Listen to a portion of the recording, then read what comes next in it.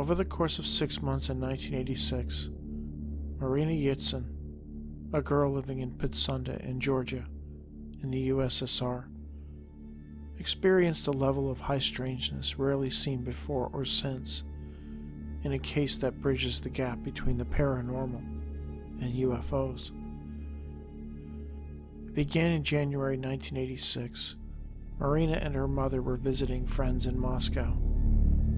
At the time, spiritualism was beginning to make the rounds of popular culture in that part of the world, and more people were experimenting with ouija boards, seances, and ghost hunting. On this evening, Marina, her mother, her mother's friend, and her 19-year-old daughter sat down at a table, drew a circle, lit a candle, and placed it on a dish in the middle of that circle.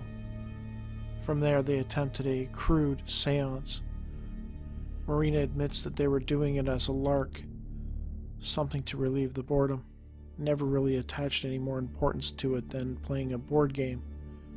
At some point, the dish began to move on its own, seemingly twirling. The participants suspected that one of them had done it, and they laughed it off. Eventually, they decided that they'd had enough and left the table and sat around the couch, drinking coffee and talking for the remainder of the evening. The candle eventually burned itself out. Sometime after midnight, Marina and the others were surprised when a greenish light suddenly filled the room.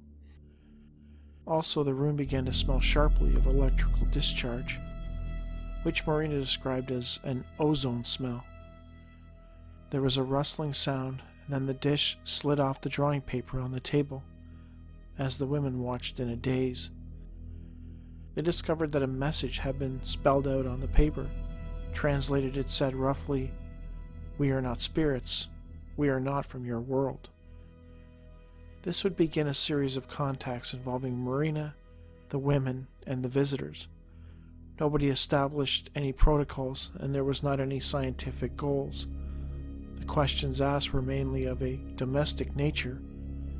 Marina attempted to make contact every day, right up until her and her mother's departure to Yerevan. From there, the communications ceased for a time, but they were resumed when Marina and her mother returned to Moscow to visit the same friends. None of the women sensed anything threatening about the sessions, and so there was no hesitation in attempting to resume communication. On the first evening, they sat down in front of the dish, which twisted to the 4 o'clock position in the watch. Marina went to the bathroom, and after a while she ran out of the bathroom in a state of complete hysterics and asked for a pen and paper. She was immediately given the pen and the paper. In clumsy handwriting she wrote, "Transition to a new kind of communication. Do not worry." Marina then burst into tears. The experience was overwhelming. She eventually regained her composure.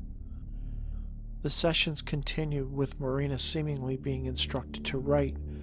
This time, they were warned of upcoming troubles and earthquakes, terrible events that would befall the planet. Then they made contact with a man named Oleg Dahl, all of which was being written down by Marina. This man, Dahl, they found out, was deceased. He instructed Marina and the women to visit Vagnovsky and go to his gravesite. It would confirm that he was indeed dead. Marina at this point was growing more and more skeptical.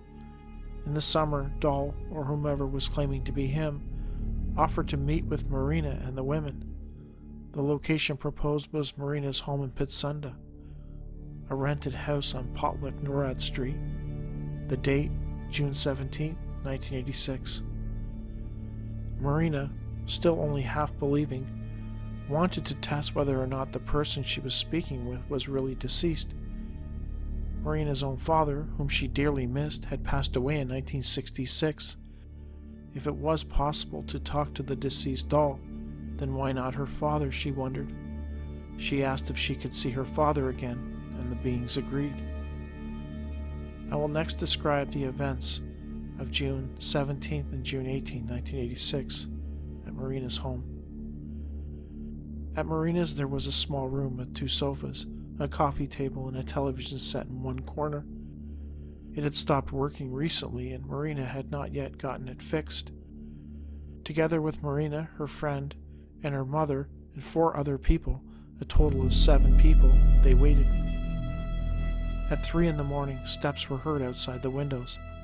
Marina's dogs, who stayed in the house most of the time, strangely did not make a sound, although they usually would bark at the slightest noise.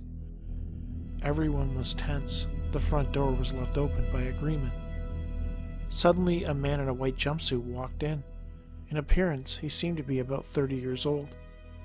He looked at everyone with an even indifferent look, like a robot.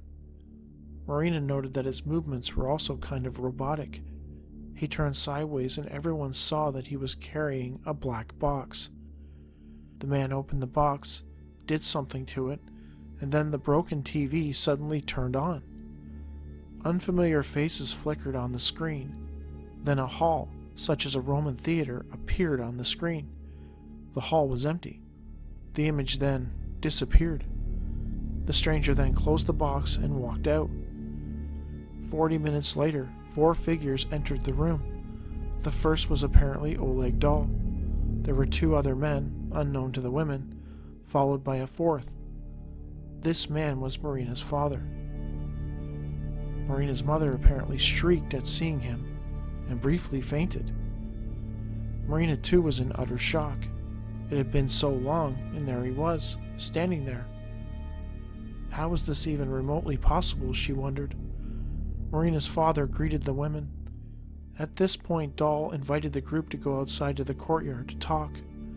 Marina's mother, who was very disturbed at this point, declined. She remained inside the house while everyone else went outside. Marina and her father took a seat on the bench and talked. What was said between the two was not provided in the account, as Marina felt it was simply too personal to discuss with the investigators. The only thing she would say was that the man she talked to that evening was indeed her deceased father. Marina noted that when the group went outside, they had observed another group of people standing around the house. They were some distance away, standing at equal spacing from each other. Most were dressed in white coveralls. The 2 men who had entered the house with Dahl and her father were dressed in normal, casual-type clothing, checkered shirts and jeans. About an hour later, somewhere around 5 in the morning, everyone began walking towards the gate.